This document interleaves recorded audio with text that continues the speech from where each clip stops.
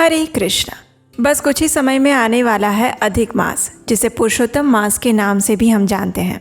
ये ऐसा मास है जिसे स्वयं भगवान श्री कृष्ण ने अपना नाम दिया है। ऐसा मास साधारण कैसे हो सकता है?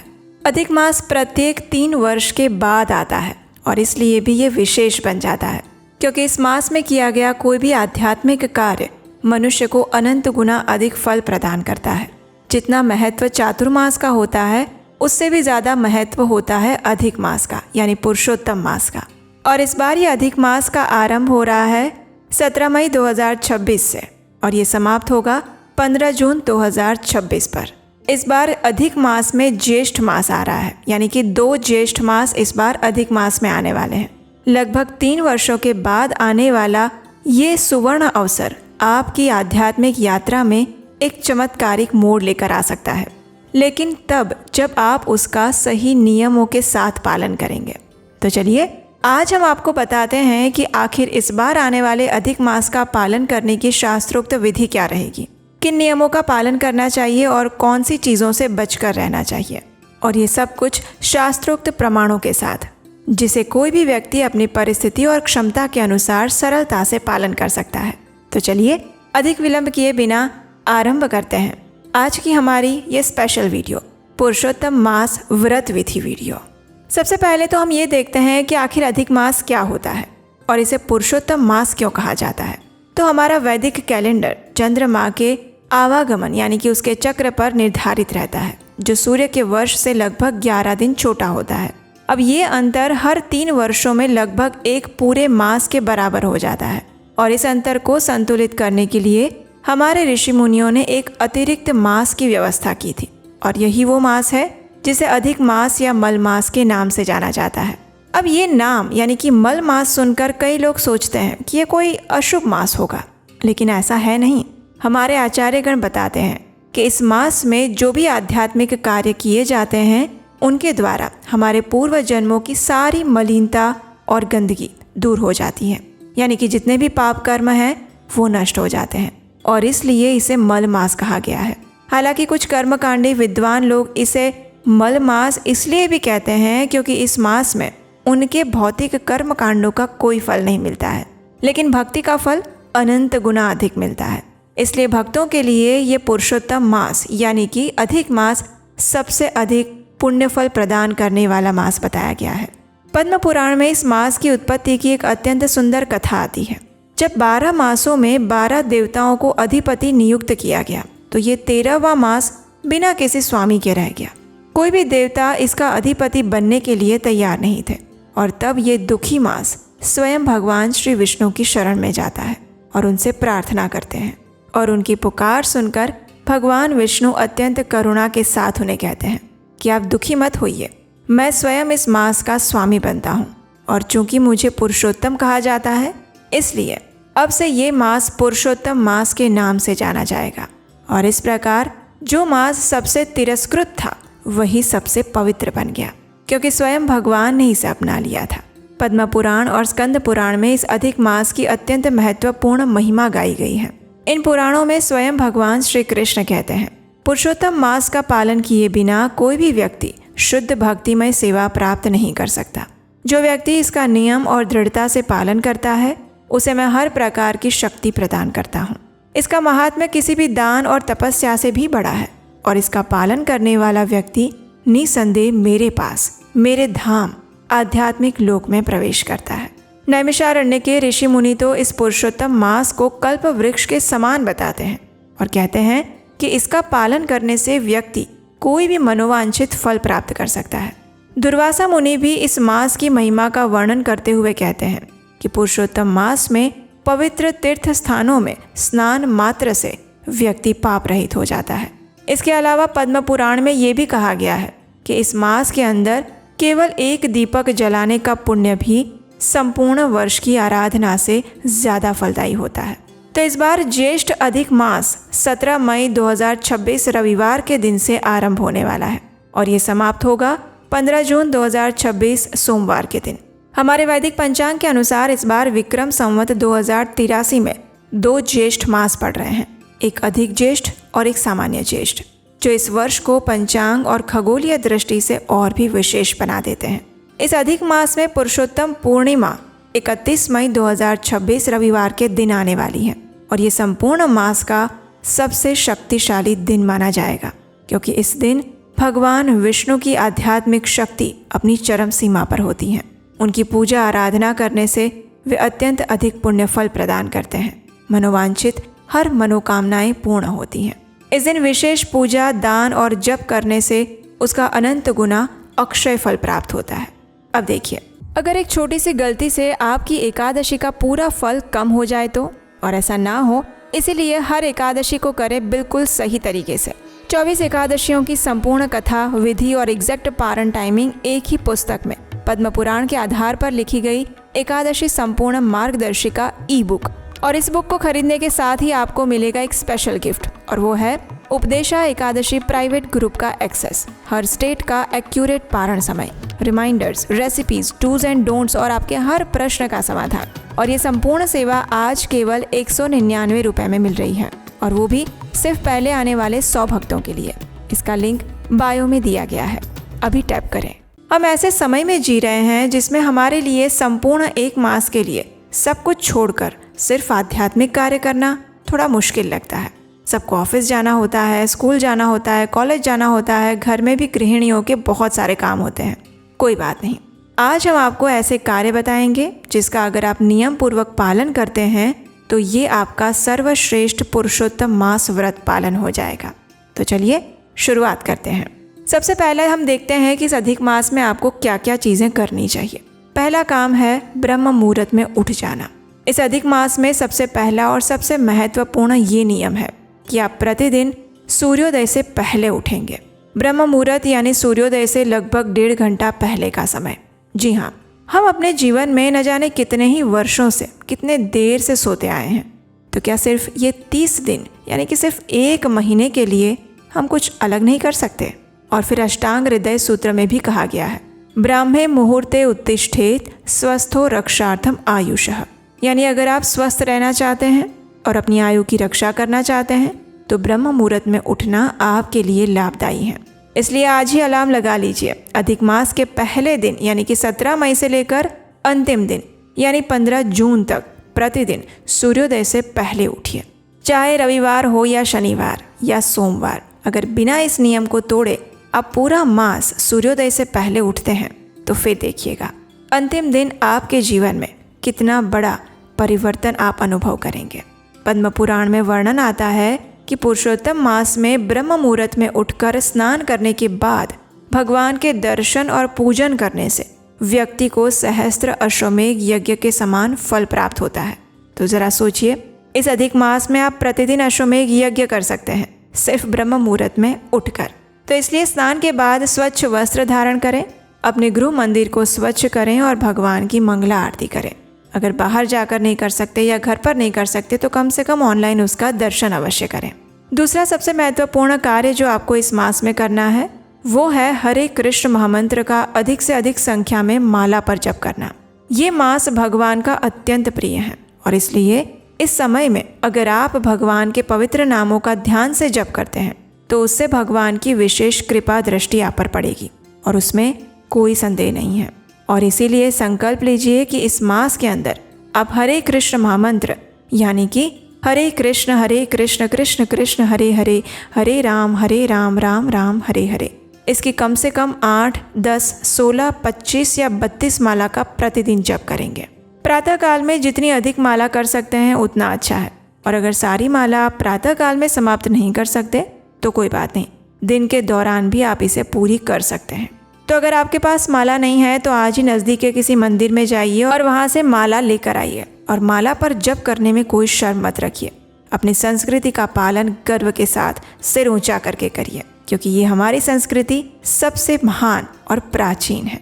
पद्म पुराण में भगवान श्री कृष्ण स्वयं कहते हैं कि पुरुषोत्तम मास में हरि नाम का जप करने वाले व्यक्ति को मैं हर प्रकार की शक्ति प्रदान करता हूँ।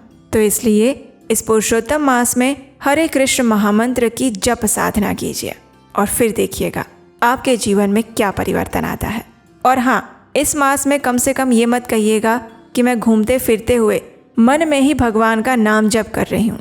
जी नहीं, ये सारे बहाने हैं। अगर भगवान से सच में प्रेम करते हैं तो एक जगह पर बैठ के माला के ऊपर जप करिए, घूमते फिरते हुए या फिर काउंटर के ऊपर नहीं। तीसरा अत्यंत महत्वपूर्ण कार्य है भगवान श्री कृष्ण के दिव्य गुणों और लीलाओं का श्रवण और पठन करना। इसके लिए आप किसी भी प्रमाणभूत वरिष्ठ भक्त की कथा का श्रवण कर सकते हैं, लेकिन सिर्फ उन्हीं की जो प्रमाणभूत संप्रदाय से आते हैं और जो स्वयं भगवान के भक्त हैं। इसके उपरांत आप श्रीमद् भागवतम के 10वें स्कंद के 14वें अध्याय का प्रतिदिन पाठ कर सकते हैं। उसमें ब्रह्मा जी ने भगवान श्री कृष्ण की स्तुति की है और इस मास में आपको भगवत गीता के 15वें अध्याय का भी प्रतिदिन पाठ करना चाहिए।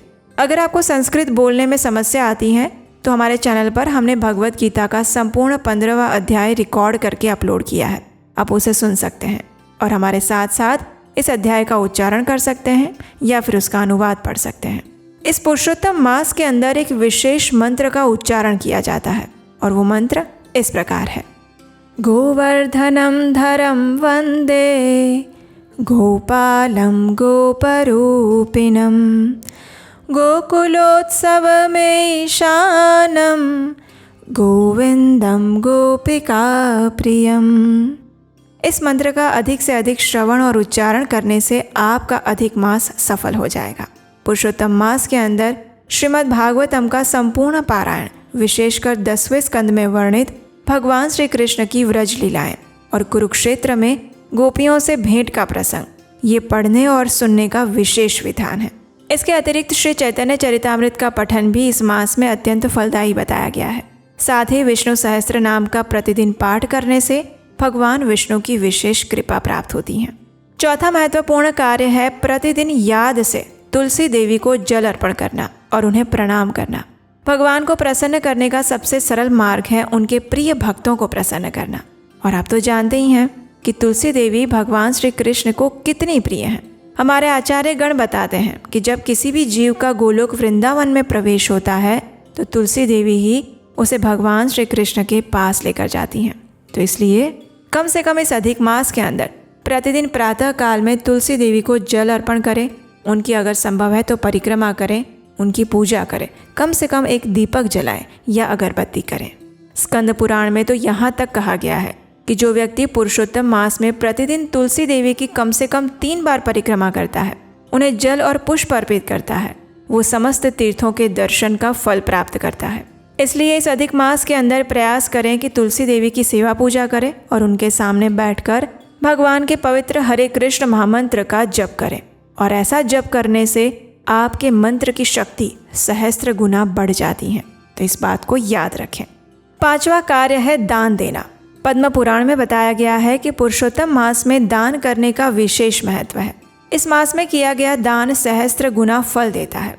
विशेषकर ज्येष्ठ मास अधिक गर्मी का समय होता है और इस वजह से इस मास के अंदर जल का दान, छाया का दान यानी कि छतरी या पंखा का दान, फल दान, अन्न दान और वस्त्र दान का विशेष महत्व बताया गया है।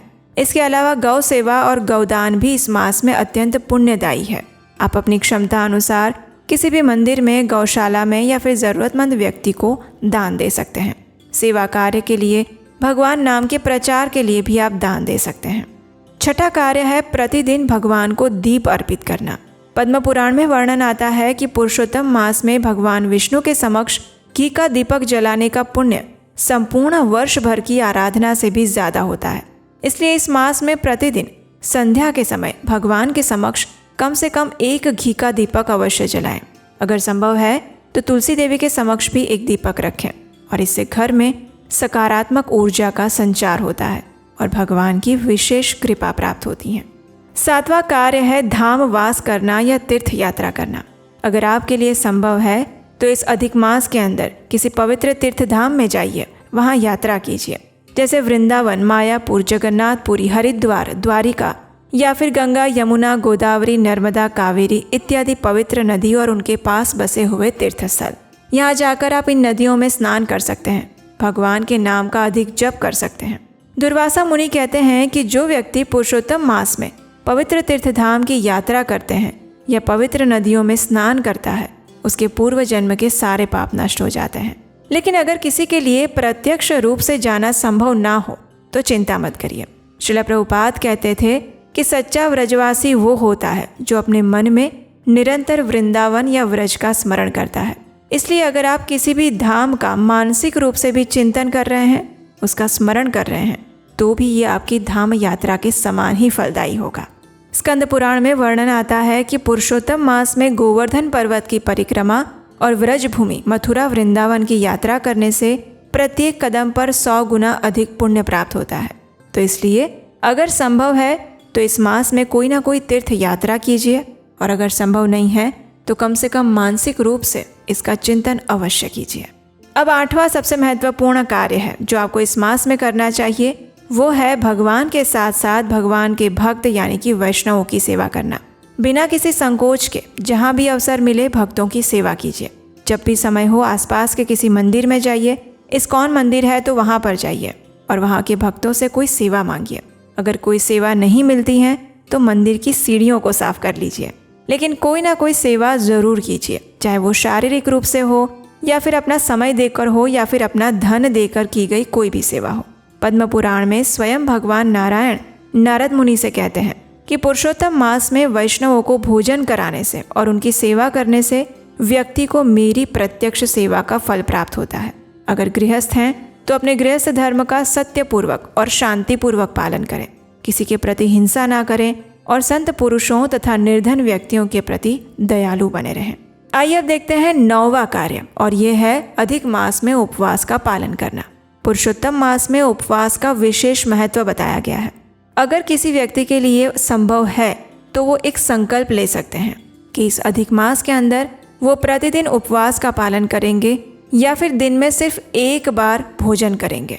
कई भक्त दिन में एक बार भोजन करने का संकल्प लेते हैं, कई भक्त सिर्फ फल के ऊपर इस संपूर्ण मास को धारण करते हैं।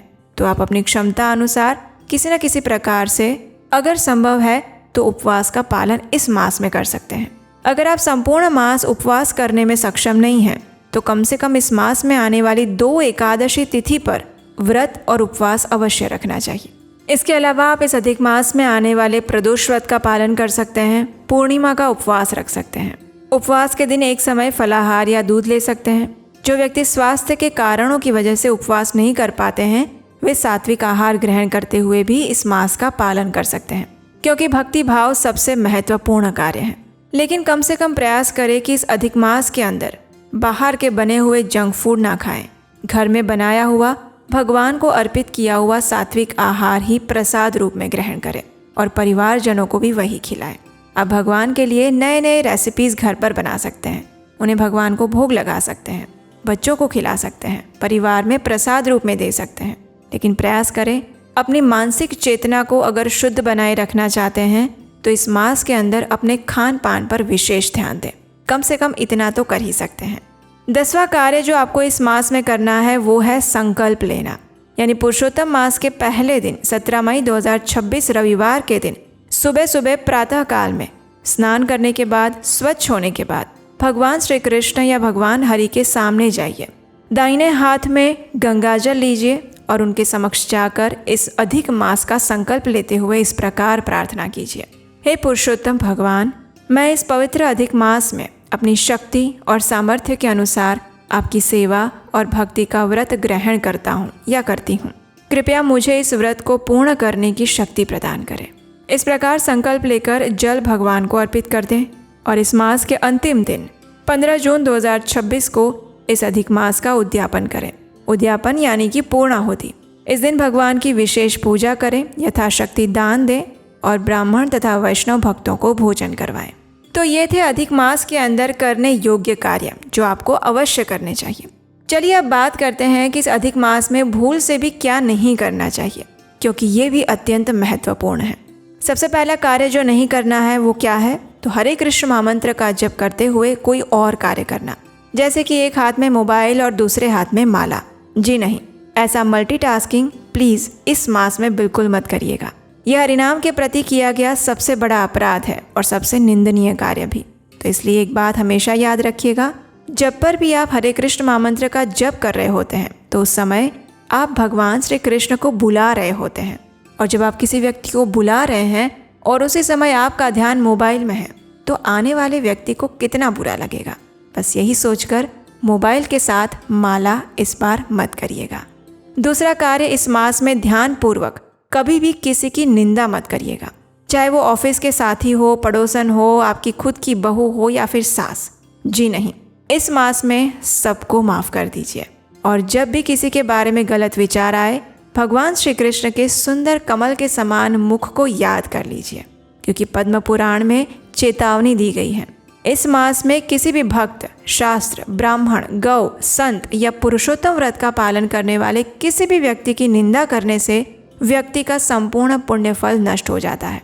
तो इसलिए इस मास के अंदर सत्य बोलने का विशेष संकल्प लें और किसी की भी पर निंदा करने से बचें। तीसरा कार्य जो आपको नहीं करना है वो है गुस्सा। अगर आपको बहुत ज़्यादा गुस्सा आता है, बात बात पर आता है और हर किसी पर आता है और विशेषकर अपने बच्चों पर आता है, तो थोड़ा संभल जाइएगा।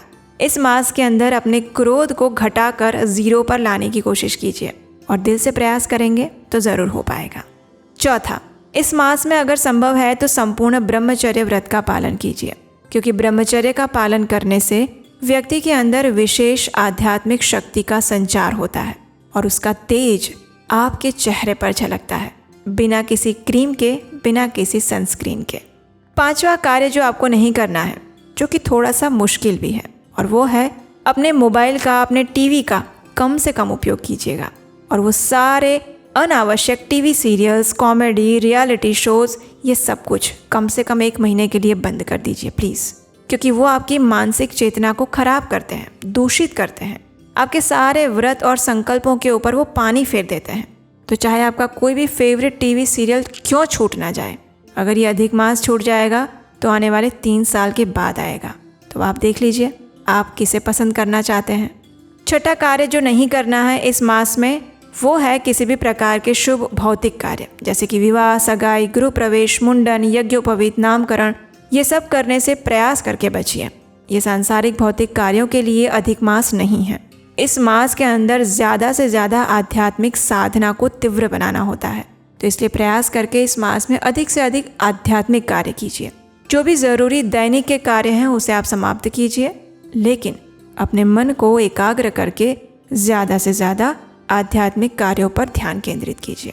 तो ये थी आने वाले पुरुषोत्तम मास में करने योग्य कार्यों की यादी, संपूर्ण व्रत विधि और क्या नहीं करना चाहिए उसकी भी सूची।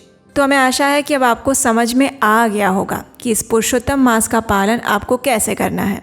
अगर इस विषय में और भी कोई प्रश्न है तो नीचे कमेंट बॉक्स में लिख कर बताइए, हम आपके प्रश्न का उत्तर देने का प्रयास करेंगे। और इस अधिक मास के अंदर हम आपके लिए बहुत सारी सुंदर पौराणिक कथाएं लेकर आने वाले हैं। तो अगर अभी तक आपने इस चैनल को सब्सक्राइब नहीं किया है तो आपके अपने चैनल उपदेशाष्टकम को सब्सक्राइब करके रख लीजिए। और हाँ, चैत्र मास में जो हमने रामायण शुरू की थी वाल्मीकि ऋषि वाली, उसी को हम इस अधिक मास के अंदर में आगे यथावत चालू करने वाले हैं। तो इसलिए भी प्रतिदिन आपके अपने चैनल उपदेशाष्टकम पर आकर इन सुंदर पौराणिक कथाओं को अवश्य सुनिएगा और अपने इस अधिक मास को सफल बनाइएगा। इसी प्रार्थना के साथ हम आपसे मिलेंगे बहुत जल्द इस अधिक मास से जुड़ी हुई और भी महत्वपूर्ण जानकारियों के साथ।